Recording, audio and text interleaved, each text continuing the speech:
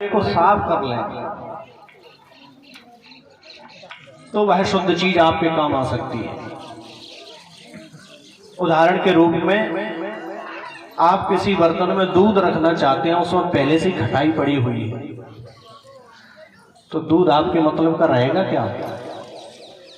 क्योंकि उसमें पहले से ही खटाई लगी है। हमारे मन रूपी कटोरे में पहले से ही खटाई लगी हुई है। काम की खटाई, क्रोध की खटाई, लोभ की खटाई, मोह की खटाई, न जाने कितनी खटाई हम अपने मन रूपी कटोरे में भर करके बैठे हैं। फिर उसमें भगवान की अमृत रूपी कथा भरना चाहे तो भरने वाली नहीं है।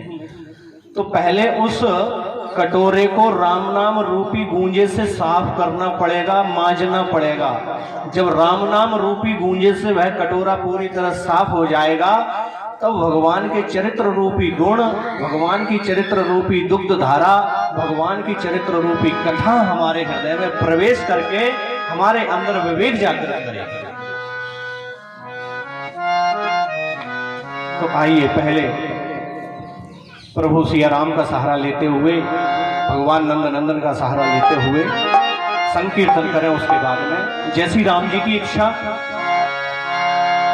मधुर मधुर नाम सीताराम सीताराम, मधुर मधुर नाम सीताराम सीताराम, मधुर नाम सीताराम सीताराम, मधुर मधुर नाम सीताराम सीताराम, पवन पवन नाम सीताराम सीताराम, पवन पवन नाम सीताराम सीताराम, मधुर मधुर नाम सीताराम सीताराम, मधुर मधुर नाम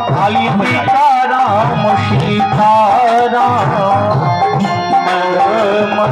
मधुर नाम सीताराम सीताराम, मधुर मधुर नाम सीताराम सीताराम, मधुर मधुर नाम सीताराम सीताराम, पवन पवन नाम सीताराम सीताराम, पवन पवन नाम सीताराम सीताराम, पवन पवन नाम सीताराम सीताराम, पवन पवन नाम सीताराम सीताराम, मधुर मधुर नाम सीताराम सीताराम, मधुर मधुर नाम सीताराम सीताराम, पवन पवन नाम सीताराम सीताराम, पवन पवन नाम सीताराम सीताराम, मधुर मधुर नाम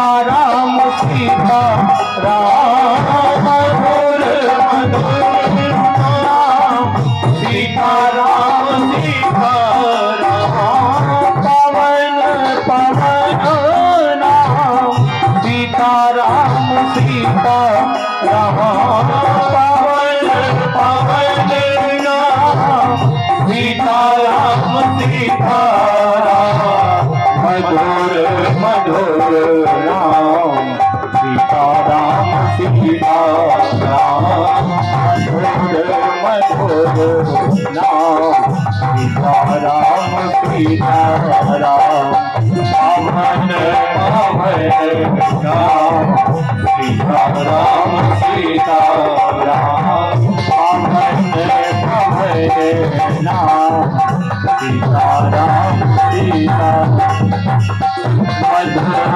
मधुर नाम सीताराम सीताराम मधुर नाम सीताराम सीताराम पावन पावन नाम सीताराम सीताराम पावन पावन नाम सीताराम सीताराम मधुर नाम सीताराम सीताराम मधुर नाम सीताराम सीताराम पावन पावन नाम सीताराम सीताराम पावन पावन नाम सीताराम सीताराम सीताराम सीताराम सीताराम सीताराम सीताराम सीताराम सीताराम सीताराम। बोलिए सिया राम भगवान की जय। अब आइए प्रथम दिवस की कथा में प्रवेश करते हैं। पहला दिन है, व्यवस्थाओं के चलते विलंब हो जाता है। आज महात्म्य तक की कथा का श्रवण हम करेंगे।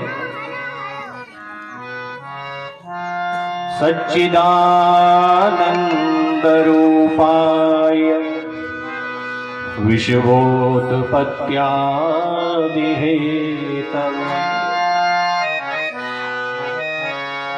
तापत्रय विनाशाय श्रीकृष्णाय वयं नमः।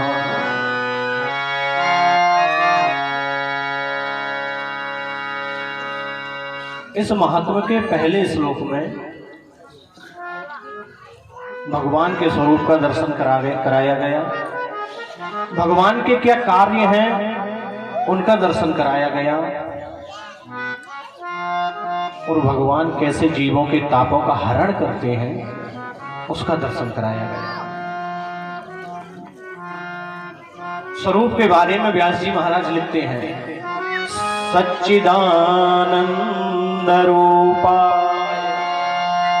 प्रभु का स्वरूप कैसा है? सतघन, चितघन, आनंद घन। जो पहले था, आज है और कल रहने वाला है, वह सत्य है। तो असत क्या है? जो कल था आज नहीं है, वो असत है। बड़े बड़े राजाओं के महल कल जगमग ज्योति से जगमाया करते थे, आज खंडहर पड़े हुए हैं। लेकिन मेरे कृष्ण की सत्ता पहले भी थी, आज भी है, कल भी रहने वाली है।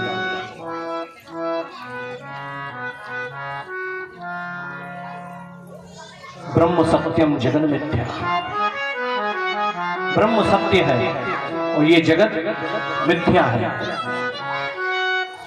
जगत कैसे मिथ्या है? अब मैं आपसे पूछूं ये क्या है, तो आपका जवाब क्या होगा? क्या है ये? बोलते चलना कथा में, बीच में चुपचाप मत बैठना। राव साहब क्या है? माला। अब आपने अभी माला कहा, मैंने इसे तोड़ करके ये बिखरा दिए, अब क्या रह गए? फूल। आपकी भाषा बदल गई। यही असत है।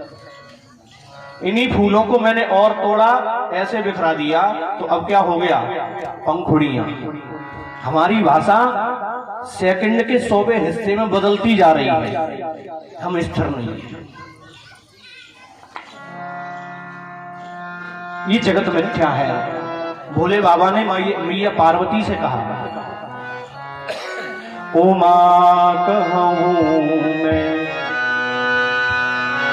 अनुभव अपना, ओ मां कहूं मैं अनुभव अपना, मां कहूं मैं अनुभव अपना, कहूं मैं अनुभव होना कहूँ मैं अनुभव होना कहूँ मैं अनुभव होना समाधि भजन जगत सब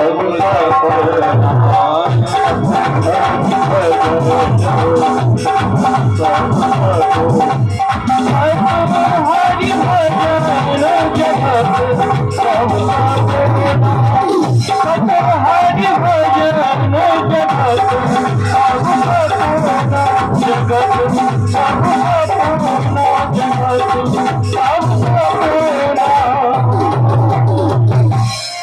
मेरे भोले बाबा जो सदैव समाधिस्थ रहते हैं, राम नाम के ध्यान में सदैव समाधिस्थ रहते हैं, वो कहते हैं मैया पार्वती से, उमा इस जगत में कुछ सत्य नहीं है, सत्य है तो केवल हरि का भजन, सत्य है तो राम का नाम, सत्य है तो कन्हैया का नाम, सत्य है तो भगवान के चरित्रों का गुणगान, उनकी कथा, उनका श्रवण करना, और उसी को हम छोड़ करके बैठे हैं, असत को अपना करके बैठे हैं।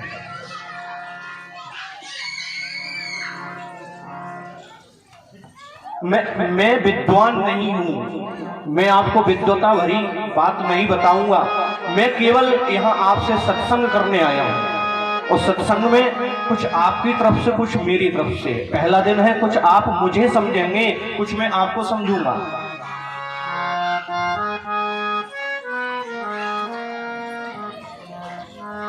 ब्रह्म सत्यम जगन मिथ्या,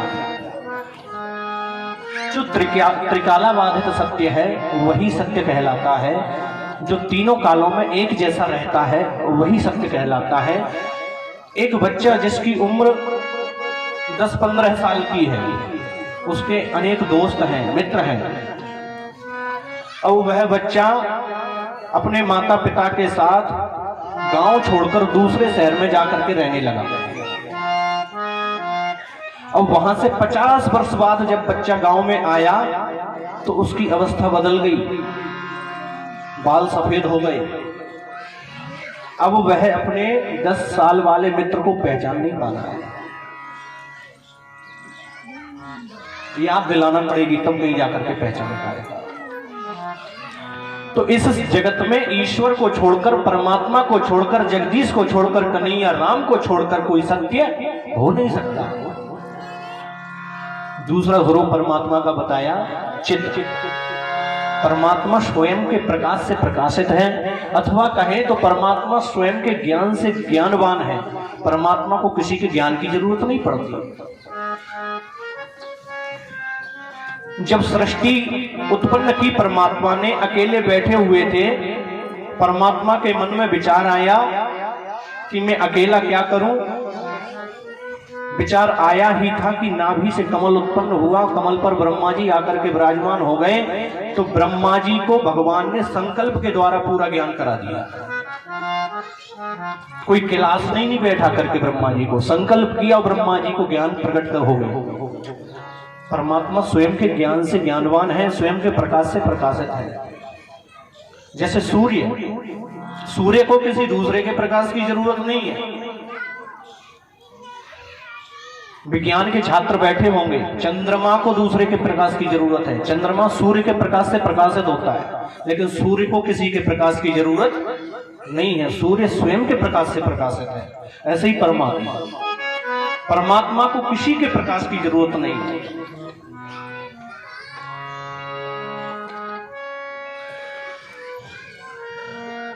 हमारी आंखें कब देख पाएंगी, कब देख पाती है हमारी आंखें?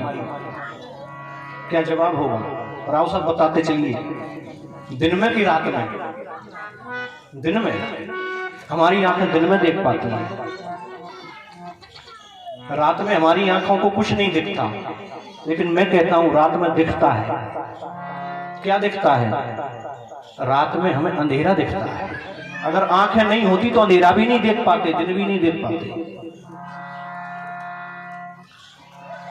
अंधेरा दिख रहा है, इसका मतलब हमारी आंखें हैं। आंखें नहीं होती तो अंधेरा भी नहीं दिखता।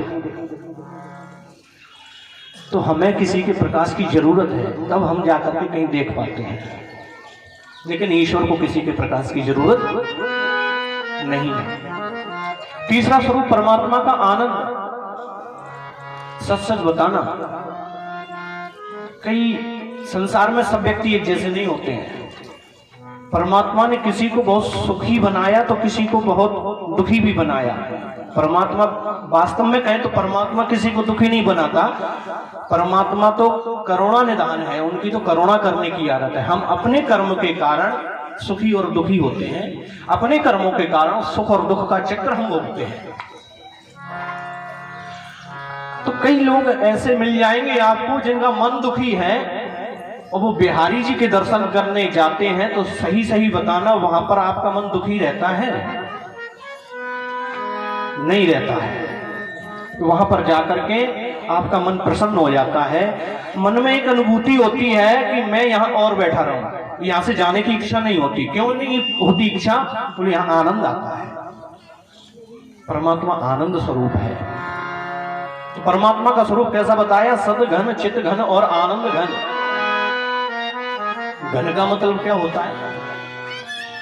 घन जानते हैं? जो लोहे का एक होता है, इसमें एक शेर जिसमें बेंट लगा करके फिर कूटा जाता है उससे लोहे को, उसको कहते हैं घन। घन का मतलब होता है घनीभूत, उसमें किसी और वस्तु के जाने की जगह होती ही नहीं है। तो परमात्मा सत घन है। सत के अलावा परमात्मा के अंदर असत है ही नहीं, प्रवेश ही नहीं कर सकता। परमात्मा चित घन है। चित के अलावा, सत्य प्रकाश के अलावा अंधकार परमात्मा में प्रवेश कर ही नहीं सकता। परमात्मा आनंद घन है। परमात्मा में दुख का किंचित मात्र भी प्रवेश नहीं है।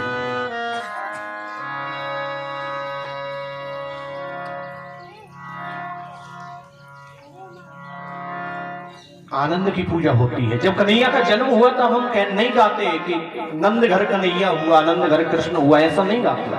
हम गाते हैं नंद घर आनंद भयो। परमात्मा आनंद स्वरूप है, जगत को आनंदित कर देने वाला है।